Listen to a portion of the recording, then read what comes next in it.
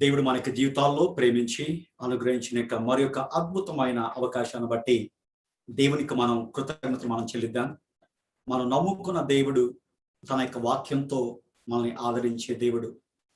తన యొక్క వాక్యంతో ఇక లోకంలో మనం ఏ రకంగా జీవించాలో చక్కగా తెలియచేసే గొప్ప దేవుడిగా ఆయన ఉన్నాడు. కాబట్టి ఈ యొక్క సాయంకాల సమయం మరొకసారి దేవుని యొక్క వాక్యాన్ని ధ్యానించేదానికి సంఘంగా మనమందరం కూడా ఈ యొక్క జూమ్ ద్వారా కలుసుకునే దానికి, ఈ యొక్క యూట్యూబ్ లైవ్ ద్వారా కలుసుకునే దానికి దేవుడు అనుగ్రహించిన యొక్క అద్భుతమైన సదుపాయాలను బట్టి దేవుని కొందనాలు చెల్లించుకుంటూ, అలాగే ఈ రోజు ఇక బైబిల్ స్టడీలో పాల్గొంటున్నాను. ప్రతి ఒక్కరిని కూడా నేను హృదయపూర్వకంగా మీకు నేను అభినందనలతో కూడిన ఆహ్వానాన్ని నేను పలుకుతున్నాను. గత కొన్ని వారాలుగా యేసు ప్రభు కొండ మీద చేసిన యొక్క ప్రసంగాన్ని గురించిన అంశాన్ని గురించి మనం ధ్యానం చేస్తున్నాం. యేసయ్య ఇక లోకంలో ఆయన ఉన్నప్పుడు ఆయన తన యొక్క మాటల ద్వారా అనేక మందిని ఆయన ఆదరించాడు. అనేక మందికి జీవితాల్లో ఆయన వెలుగును నింపాడు. అనేక మంది జీవితాల్లో ఆయన మరపురాని మేలు ఆయన చేశాడు. ముఖ్యంగా రాజ్య సువార్తను ఆయన ప్రకటించాడు.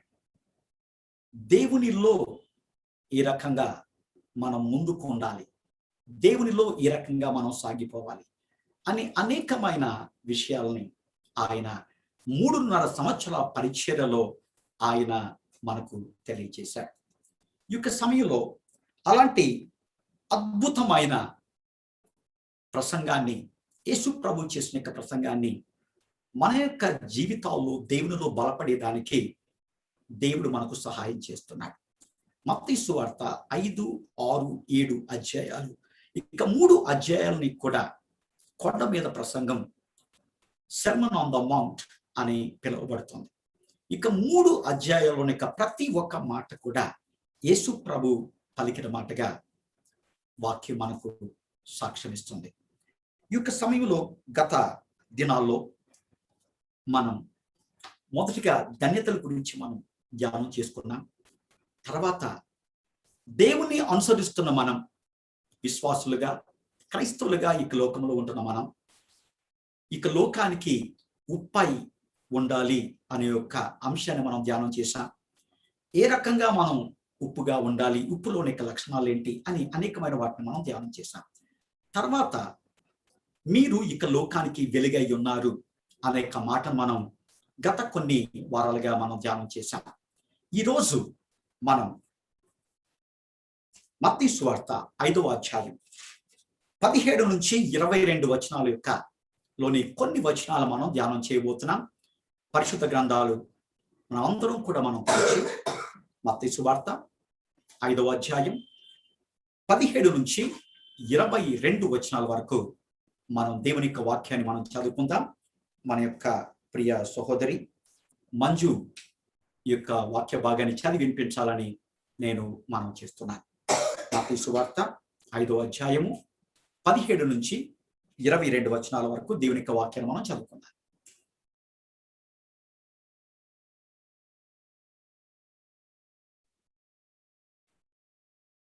బహుశా లైన్లో లేనట్టున్నారండి. ఈ సమయంలో ఎవరైనా ఈ యొక్క జూమ్ లో పాల్గొంటున్నారు, ఎవరైనా మీరు బైబిల్ తెలిసినట్లయితే ధర్మశాస్త్రమైన మత్తయి సువార్త 5వ అధ్యాయం 17 నుంచి 22 మనం చదువుకుందాం. ప్రవక్తల వచనమైనను కొట్టి వెయ్యి వచ్చి తిని తలంచవద్దు, నెరవేర్చుటకే గాని కొట్టి చెయ్యుటకు నేను రాలేదు. ఆకాశమును భూమియు గతించిపోయిననే గాని ధర్మశాస్త్రమంతయు నెరవేరు వరకు దాని నుండి యొక్క పొల్లైనను ఒక సున్నైనను తప్పిపోదని నిశ్చయముగా మీతో చెప్పుచున్నాను.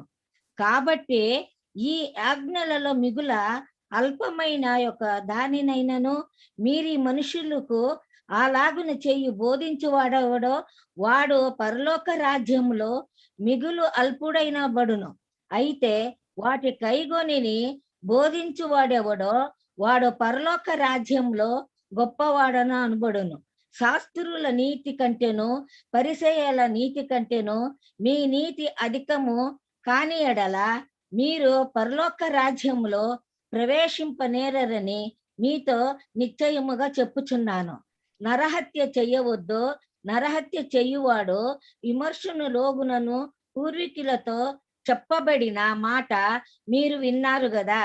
నేను మీతో చెప్పునదేమనగా, తన సహోదరుని మీద కోపపడు ప్రతివాడు విమర్శకు లోనగును.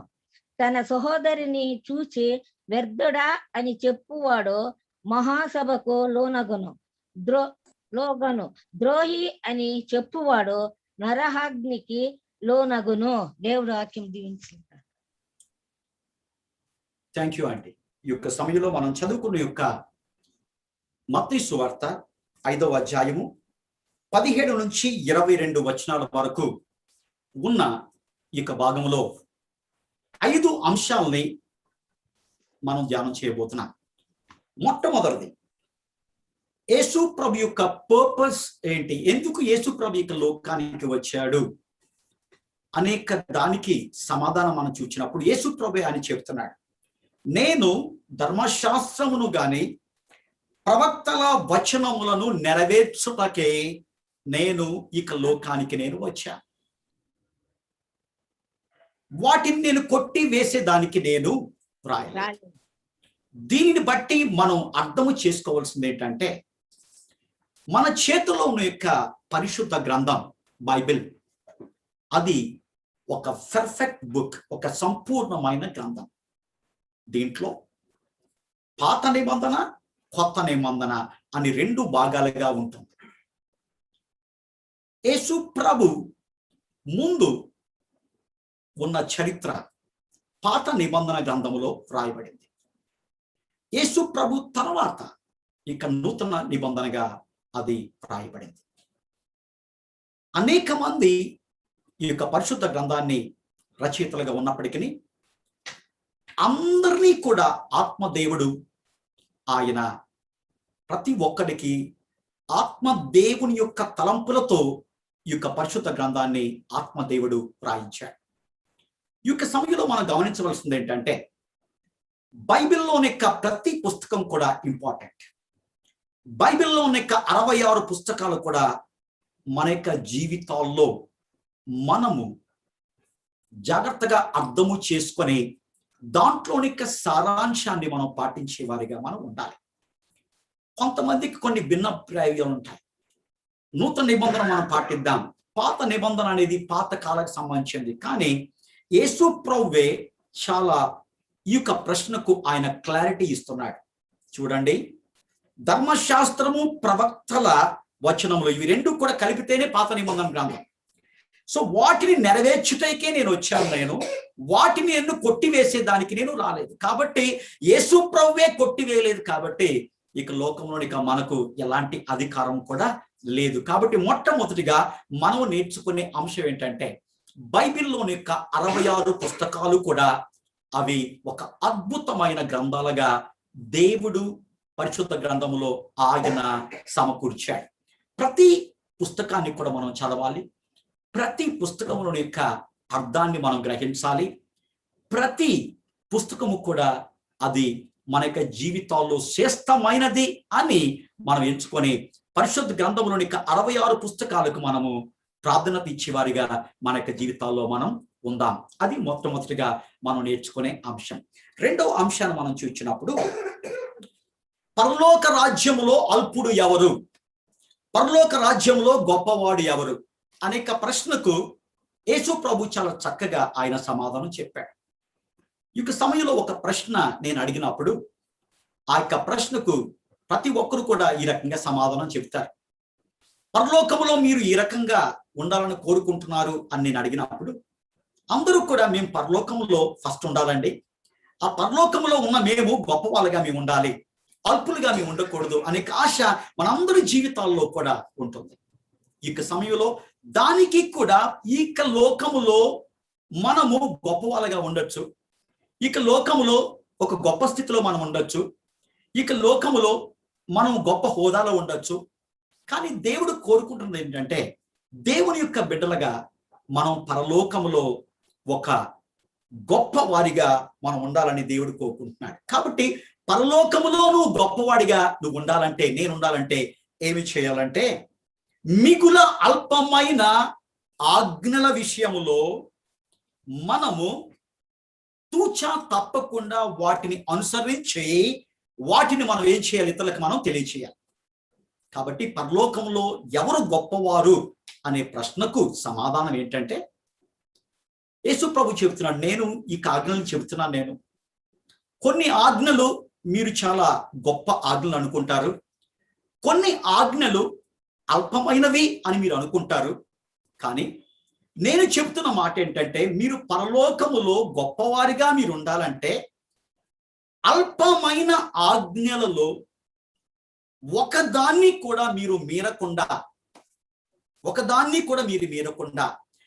అది చిన్న ఆజ్ఞ అయినప్పటికీ దాన్ని మీరు గైకొని, అంటే దాన్ని మీరు పాటించి అనుసరించి వాటిని ఇతరులకు మీరు తెలియచేసి, మీరు అనుసరించి ఇతరులకు దాన్ని మీరు తెలియచేయటం వలన మీరు పరలోకంలో గొప్పవారిగా మీరు ఉంటారు. కాబట్టి ప్రభునందు ప్రియులారా, పరిశుద్ధ గ్రంథంలోని యొక్క ప్రతి మాట విలువైనది అని మనం గమనించాం. కాబట్టి దేవుడు ఇస్తున్న ప్రతి ఆజ్ఞ కూడా మనము వాటిని తప్పకుండా మనం పాటించాలి. ఆజ్ఞ అతిక్రమమే పాపము ఆమె దేవుని యొక్క వాక్యం మనకు సెలవిస్తుంది. ఇక సాయంకాల సమయం అది పెద్ద ఆజ్ఞ చిన్న ఆజ్ఞ అది కాదు ముఖ్యం. ఎంత చిన్న ఆజ్ఞ విషయంలోనైనప్పటికీ, ఎంత చిన్న కట్టడ విషయంలో అయినప్పటికీ, ఎంత చిన్న ఆ యొక్క కమాండ్మెంట్లో కానీ మనం వాటిని గైకొని, అంటే వాటిని మనం అనుసరించి హోల్ హార్టెడ్గా వాటిని మనం ఫాలో చేసి మన యొక్క జీవితాల్లో మనము పరలోకములో మనము గొప్పవారుగా మనం ఉండేదానికి యేసు ప్రభు యొక్క కొండ మీద ప్రసంగం ద్వారా ఈ అంశాన్ని ఆయన మనకు తెలియజేశాడు. ఇంకా మూడవ అంశాన్ని గురించి మనం చూద్దాం. మూడవ అంశం ఏంటంటే చాలా ఇంపార్టెంట్ ఒక క్వశ్చన్ అండి. పరలోకములో ఎవరు ప్రవేశిస్తారు? పరలోకములో ప్రవేశించేదానికి అర్హత ఏంటి? ప్రతి ఒక్కరికి ఆశ ఉంటుంది. ఏంటి ఆ యొక్క ఆశ? నేను పరలోకములో ప్రవేశించాలి. కాబట్టి పరలోకములో ప్రవేశించాలంటే యేసు ప్రభువే తన యొక్క కొండ మీద ప్రసంగంలో ఆయన చక్కగా తెలియజేశాడు.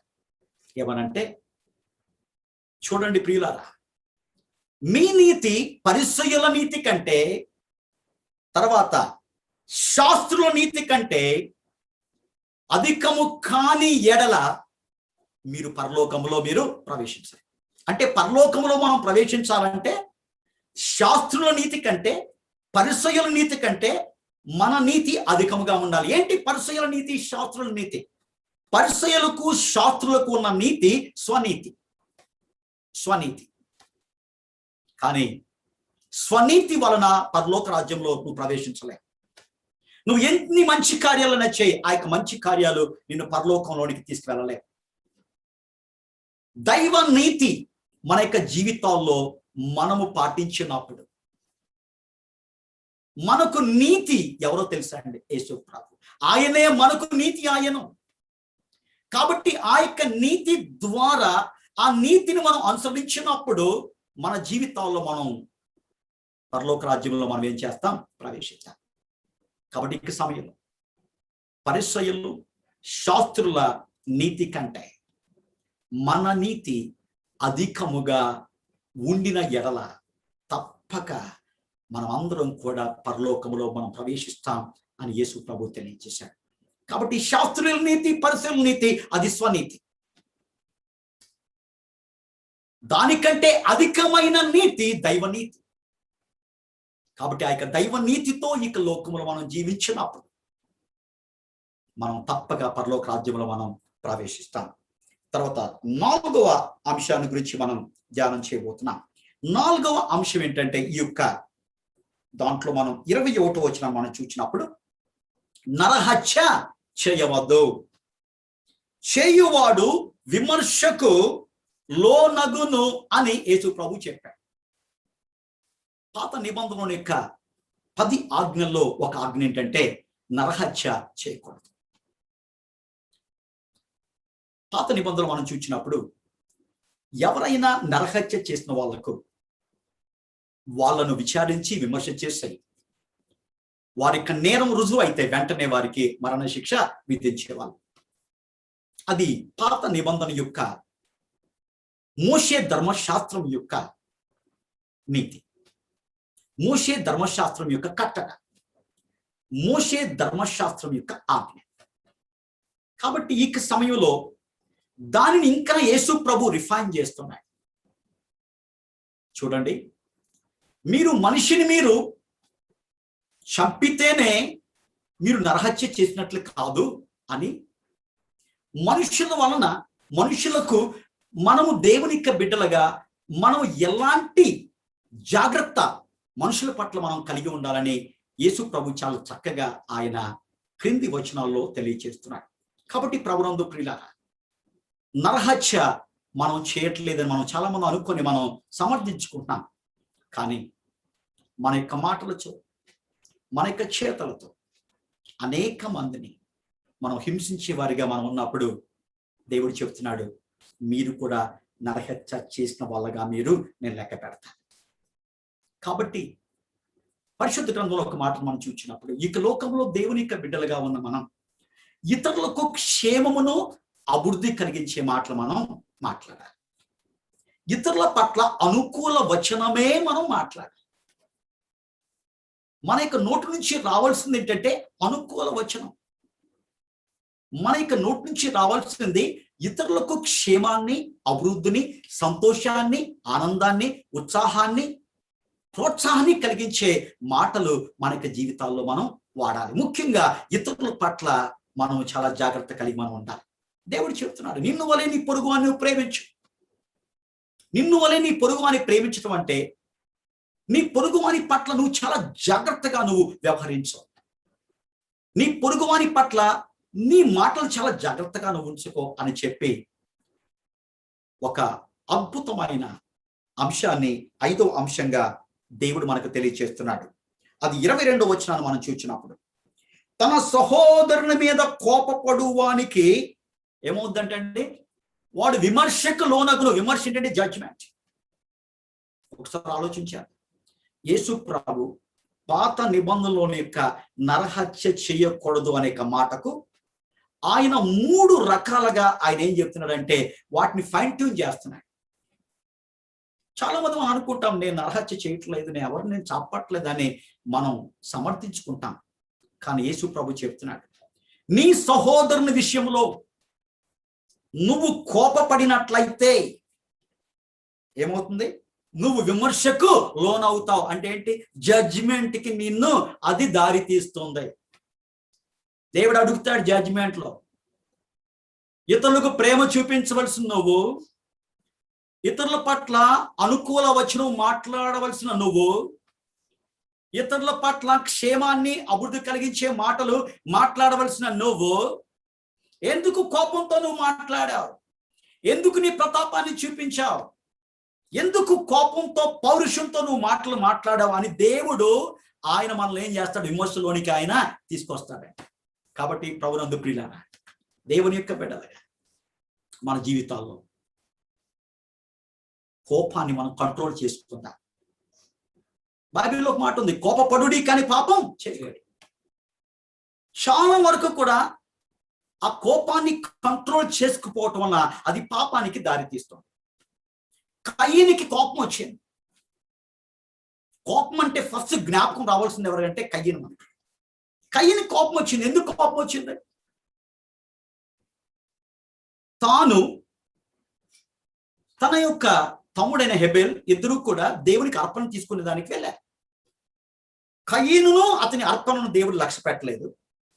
హెబెలును అతని అర్పణను దేవుడు ఏం చేశాడు? లక్ష్య పెట్టాడు. వెంటనే ఎందుకు దేవుడు తన అర్పణను లక్ష్య పెట్టలేదని ప్రశ్నించుకోవలసిన కయ్యను ప్రశ్నించుకోకుండా తన యొక్క తమ్ముని పట్ల కోపాన్ని ప్రదర్శించాడు. తన తమ్ముని పట్ల మాత్రమే కాదు, దేవుని పట్ల కూడా కోపాన్ని ప్రదర్శించాడు. చాలాసార్లు మనకున్న పరిస్థితుల వలన ఇంటి వారిపైన మనం కోపం చూపిస్తాం, మన యొక్క పని ప్లేసెస్లో, వర్క్ ప్లేసెస్లో మనం కోపాన్ని చూపిస్తాం, మన యొక్క సంఘ కార్యక్రమాల్లో కూడా ఒక్కొక్కసారి కోపాన్ని చూపించేవారిగా మనం ఉంటాం, మన యొక్క బంధువుల దగ్గర కోపం చూపించేవారిగా మనం ఉంటాం. కానీ దేవుడు చెబుతున్న మాట ఏంటో తెలుసా? జాగ్రత్త, నీ కోపాన్ని నువ్వు అదుపులో పెట్టుకో, నీ కోపాన్ని నువ్వు కంట్రోల్లో నువ్వు పెట్టుకో, లేకపోతే నువ్వు విమర్శకు నువ్వు గురవుతావు. రెండో దేవుడు చెప్తున్నది ఏంటంటే, వ్యర్థుడా అని తన సహోదరునితో చెప్పువాడు మహాసభకులో ఇంకా గ్రేట్ జడ్జిమెంట్. కోపపడేవాడికే జడ్జిమెంట్, తర్వాత తన సహోదరుని చూచి వ్యర్థుడా అని చెప్పువాడు మహాసభకులోగనంట. Great council. దీని ద్వారా మనం నేర్చుకోవాల్సిన అంశం ఏంటంటే, అనేక సార్లు ఇక లోకంలో జీవిస్తున్న మనం ఇతరులను చాలా తక్కువగా మనం తృణీకరించి మనం మాట్లాడతాం. మనకున్న జ్ఞానాన్ని బట్టి, మనకున్న చదువును బట్టి, మనకున్న బంధువర్గాన్ని బట్టి, మనకున్న హోదాని బట్టి, మనకున్న నాలెడ్జ్ని బట్టి మనం ఏం చేస్తాం? ఒక్కొక్కసారి ఇతరులకు మనం వ్యర్థులుగా మనం ఏం చేస్తున్నాం? లెక్క కడతాం. కానీ దేవునికి బిడ్డలుగా దేవుడు చెప్తున్న మాట ఏంటంటే, నీకంటే నీ పక్కనున్నవాడు అన్ని విధాలుగా యోగ్యుడుగా నువ్వు ఎంచుకో. నువ్వు నిజమైన క్రీస్తు ప్రేమను కలిగిన వ్యక్తివైతే నీకంటే నీ పక్కనున్నవాడు అన్ని విధాలుగా నీకంటే శ్రేష్ఠుడు అని నువ్వు అనుకుంటావు. అప్పుడు ఆ వ్యక్తి విషయంలో నువ్వు చాలా జాగ్రత్తగా నువ్వు వ్యవహరిస్తావు, పౌరుషాన్ని ప్రదర్శించవు, తెలివి తక్కువ వాళ్ళగా నువ్వు జమ కట్టావు. కాబట్టి అనేకసార్లు మన యొక్క దైనందిన జీవితాల్లో మనం ఇతరులను చూస్తూ మనం చాలా ఫూలిష్గా మనం మాట్లాడతాం, యూజ్లెస్ పర్సన్స్ అని మాట్లాడతాం. వ్యర్థులండి, వాడు ఎందుకు పనికిరాడండి. జాగ్రత్త, ఈ రోజు నుంచి ఇక మాటలు మన యొక్క జీవితంలో మనం పలకకుండా దేవుడు కొండ మీద ప్రసంగం ద్వారా ఆయన మన హెచ్చరిస్తున్నాడు. కాబట్టి అతను ఎలాంటి పిచ్చి పని చేసినా కానీ కామెంట్ చేసేదానికి నీకు నాకు అర్హత లేదండి. కారణం ఏంటంటే, మహాసభకు మనం లోనవుతాం. దేని వలన? నువ్వు ఎవరినైనా వ్యర్థుడా అని నువ్వు సంబోధిస్తే, ముఖ్యంగా కుటుంబాల్లో చాలా మంది భార్యలు తమ యొక్క భర్తను వ్యర్థులుగా లెక్క పెట్టే వాళ్ళు ఉన్నారు. చాలా మంది భర్తలు తమ యొక్క భార్యలను వ్యర్థురాలుగా లెక్క పెట్టే వాళ్ళు అనేక మంది ఉన్నారు. కుటుంబంలోని యొక్క బిడ్డలను వ్యర్థులుగా లెక్క పెట్టే వాళ్ళు అనేక మంది ఉన్నారు. దయచేసి ఈ రోజు నుంచి మనం ఏది మనం స్టార్ట్ చేసిన దేవునిలో మొదట మన కుటుంబంతో మనం స్టార్ట్ చేయాలి. మొదట మన యొక్క కుటుంబంతో మనం దాన్ని స్టార్ట్ చేయాలి. కాబట్టి మన కుటుంబంలోని ప్రతి ఒక్క వ్యక్తిని కూడా మనం గొప్పగా మనం ఎంచుకుందాం, శ్రేష్టమైన వ్యక్తులుగా మనం ఎంచుకుందాం. కారణం ఏంటంటే, దేవుడు ఆ కుటుంబాన్ని మనకు దయచేశాడు. దేవుడు దయచేసింది ప్రతిదీ కూడా గొప్పదే, శ్రేష్టమైనదే. కాబట్టి ప్రభునందు ప్రియులారా, ఇతరుల పట్ల మనం ఏ రకంగా ప్రవర్తించాలి, ఇక లోకంలో ఏ రకంగా మనం నడుచుకోవాలని కొండ మీద ప్రసంగం ద్వారా యేసు ప్రభు మనకు తెలియజేస్తున్నాడు.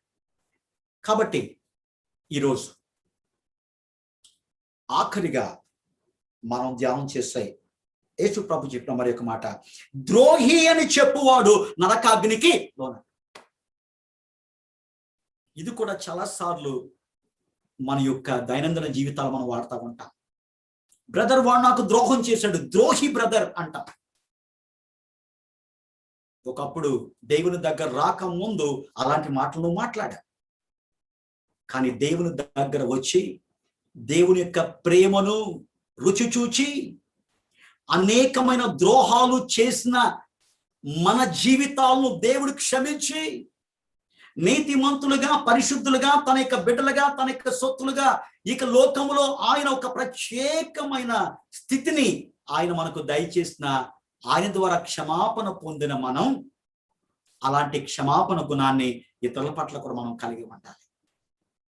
కాబట్టి ఇతరులు నీకు మోసం చేసి ఉండొచ్చు, ఇతరులు నీకు హాని కలిగించి ఉండొచ్చు, ఇతరులకు నీ జీవితంలో, నీ కుటుంబ విషయంలో ఆర్థికంగా వాళ్ళు నిన్ను చాలా వేదనకు గురి చేసి ఉండొచ్చు. కానీ అలాంటి పరిస్థితుల్లో కూడా ద్రోహి అని ఇతరులు మనం సంబోధించకూడదని దేవుడు తెలియజేస్తున్నాడు. కారణం ఏంటంటే దేవుడిచ్చిన యొక్క నాలుక, సాత్వికమైన నాలుక జీవవృక్షం. ఏంటి సాత్వికమైన నాలుక? మనకి జీవితాల్లో సాఫ్ట్ టంగ్ మనం కలిగి ఉండాలి, టాఫ్ టంగ్ కాదు. కఠినమైన నాలుక కాదు, సాత్వికమైన నాలుక. యేసు ప్రభు యొక్క నాలుక సాత్వికమైన నాలుక. ఆయన్ని పోలి నడుచుకుంటున్న మనము కూడా, మన మాటలు కూడా, మన నోరు కూడా సాత్వికముతో కలిగే మాటలు మాట్లాడేవారిగా మనం ఈ లోకంలో మనం ఉన్నాం. కాబట్టి ఈరోజు ఒక తీర్మానం తీసుకున్నాం. ఈరోజు యేసయ్య తన కొండ మీద ప్రసంగం ద్వారా ఇక లోకములో ఇతరుల పట్ల నువ్వు ప్రవర్తించవలసిన విధానం, దేవుని యొక్క బిడ్డగా నువ్వు ఎలాంటి సాక్ష్యం నువ్వు కలిగి ఉండాలి, ఎలాంటి దేవుని యొక్క లక్షణాలు మన యొక్క జీవితాల్లో కలిగి ఉండాలని యేసు ప్రభు తన యొక్క జీవితంలో వాటిని చేసి చూపించి నన్ను పోలి నడుచుకోమని ఆయన ఇక కొండ మీద ప్రసంగాన్ని ఆయన చేస్తున్నాడు. అనేక సార్లు ఇక ప్రసంగాన్ని మనం విన్నాం, కానీ మనకి జీవితాల్లో మార్పు రాకుండా మనం జీవిస్తున్నాం. కాబట్టి ప్రభునందు ప్రియులారా, ఈరోజు ఒకసారి మనకి జీవితాన్ని పరిశీలన చేసుకుందాం. కోపాన్ని మనం మాందాం, ఆగ్రహాన్ని విడిచిపెడదాం. అది కీడుకే కానీ అది మేలుకు కాదు అనే విషయాన్ని జ్ఞాపకం చేసుకుందాం. కోపం వచ్చే పరిస్థితులు ఉంటాయి, కానీ కంట్రోల్ చేసుకుందాం. అదే ఆత్మఫలంలో ఒక టాపిక్, సెల్ఫ్ కంట్రోల్. ఆత్మీయ మనం ఏం చేయాలంటే నిగ్రహాన్ని మనం కలిగి ఉండాలి. తర్వాత సహోదరులను చూచి వ్యర్థులుగా మనం ఎవరిని కూడా మనం లెక్కించకూడదు. దేవుడు చెప్తున్నాడు, నువ్వు ఇతరులను ఏ లెక్కలో కొలుస్తావో, ఏ కొలతో కొలుస్తావో నేను నా కొలతో కొలుస్తా. ఇతరులు వ్యర్థుడా అని చెప్పితే నిన్ను కూడా దేవుడు వ్యర్థుడుగా చేస్తాడు. నువ్వు ఎంత చేసినా కానీ నువ్వు వ్యర్థుడవే. కారణం ఏంటంటే ఇతరులు నువ్వేం చేస్తున్నావు, వ్యర్థుడుగా నువ్వు చూస్తున్నావు. ఇతరులను ద్రోహి అని సంబోధించద్దు. ఈ విషయాల్లో ఈరోజు ఒక తీర్మానం తీసుకుందాం. ముఖ్యంగా మన కుటుంబ విషయాలు, మనకు తెలిసిన వారికి విషయాలు, ఇంకా పరుల విషయాల్లో మనం ఇలాంటి జాగ్రత్తలు మనం కలిగి ఉంటాం. కాబట్టి మరొకసారి 5 అంశాలు. మొట్టమొదటిది ధర్మశాస్త్రమునైనను, తర్వాత ప్రవక్తల వచనములను నెరవేర్చుటకే యేసు ప్రభు వచ్చాడు, కొట్టివేటేదానికి ఆయన రాలేదు. కాబట్టి పరిశుద్ధ గ్రంథంలో ప్రతిదీ కూడా ఇంపార్టెంట్. ప్రతిదీ కూడా మనం అర్థం చేసుకొని దాన్ని మనం మన జీవితాల్లో మనము దాని యొక్క అర్థమును గ్రహించాలని దేవుడు తెలియజేస్తున్నాడు. రెండోది, పరలోక రాజ్యంలో అల్పుడు ఎవరో తెలుసా అండి?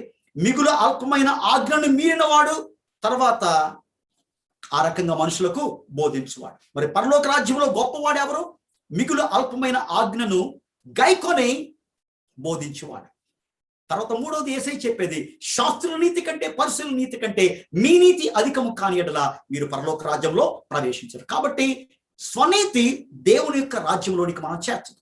దైవ నీతి మాత్రమే పరలోక రాజ్యంలో మనల్ని చేస్తుంది. లోకనీతి కాదు, స్వనీతి కాదు, దైవ నీతితో పరలోక రాజ్యంలో మనం ప్రవేశిస్తాం. తర్వాత దేవుడు చెప్తున్న మాట ఏంటంటే నరహత్య చేయొద్దు, చేయువాడు విమర్శకు లోనకు. దానికి ఇంకా ఎక్కువగా దేవుడు దానికి లోతైన అర్థాన్ని ఆయన ఇస్తున్నాడు. నేను కూడా సహోదరుని పైన కోపపడకు. కోపపడినట్లయితే నరహత్య చేసిన వాడికి ఏ రకంగా విమర్శకు గురవుతాడో కోపపడే వాడికి కూడా విమర్శకు లోనవుతాడు.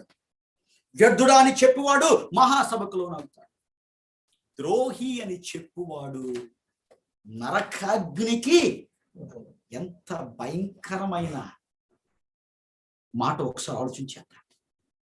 ద్రోహి అని ఎవరినైనా నువ్వు అంటే ఎక్కడ ఉంటావు తెలుసా? పరలోకంలో కాదు. ఎక్కడ ఉంటాం? నరకంలో ఉంటాం. కాబట్టి అందుకనే జీవ మరణములు నాలుక వశం.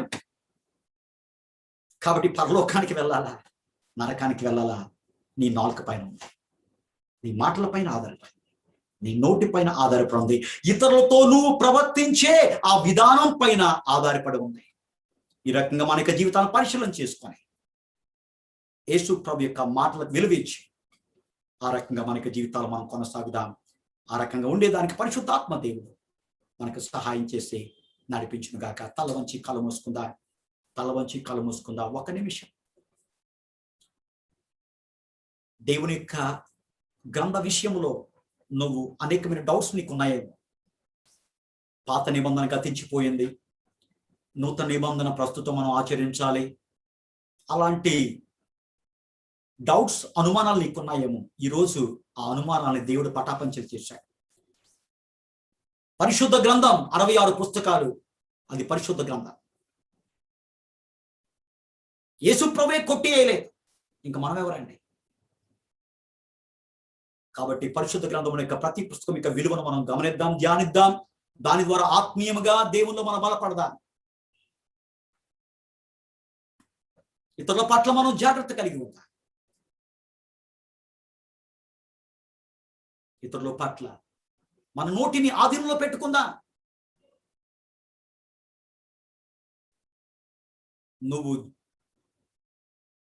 ప్రజల మధ్యలో ఉన్నప్పుడు చాలా జాగ్రత్తగా నీకు నోటిని నువ్వు వాడుకోవాలి. అందుకనే భూమి పైన మీ మాటలు కొద్దిగా ఉండాలని దేవుడు చెప్తున్నాడు. విస్తారమైన మాటల్లో దోషం ఉండక మానతో. ఏదో ఒక మాట వస్తుంది, ఏదో కోపం వస్తుంది, ఏదో తప్పుగా మనం మాట్లాడతాం. దాని వలన మన యొక్క ఆత్మీయ పతనానికి అది దారితీస్తుంది.